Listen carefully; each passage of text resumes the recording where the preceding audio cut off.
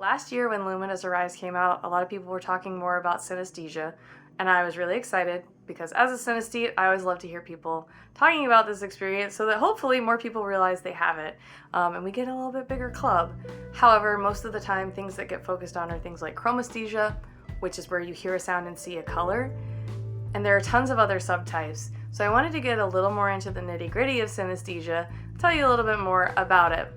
So you probably already kind of understand that it's basically where crosstalk between different regions of the brain happens.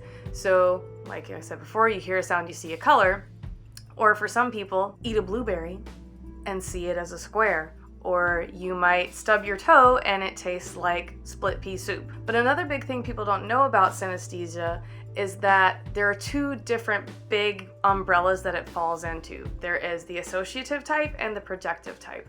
So projective type is where, let's say, you do have something like chromesthesia or you do see taste as color. That means that it's showing up in your vision. It's like it's actually there in the room with you. Whereas associative type synesthesia is more like you just know the vibe. Like you can tell that that blueberry is square.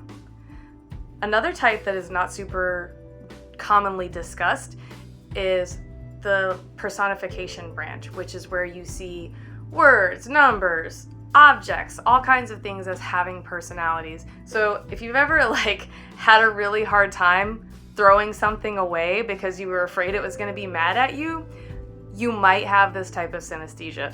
And because of that, most people don't even realize that it's a thing. It's not super widely studied even today because up until about the mid-20th century, people didn't think that subjective experience was worth studying because you can't prove it.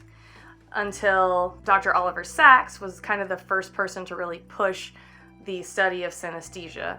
Some other people who have pushed the study of synesthesia further are Dr. Richard Sidgwick and Dr. David Eagleman, who designed the official unofficial synesthesia test, which I'm going to put in the description in case you want to take it. And I wanted to close out with some famous synesthetes. You got Marilyn Monroe. She was taste to color. Kanye West has multiple different types, but he's talked quite a bit about sound to color. Same with Billie Eilish. And then there's my personal favorite, the baddest of them all, writer, composer, researcher, Hildegard of Bingen. One of the earlier examples we have of somebody documenting a synesthetic experience all the way back in the Middle Ages. Hope you learned something today. If you want to talk about synesthesia, shoot me an email. I always love to talk about it. Be good, have fun, let's go.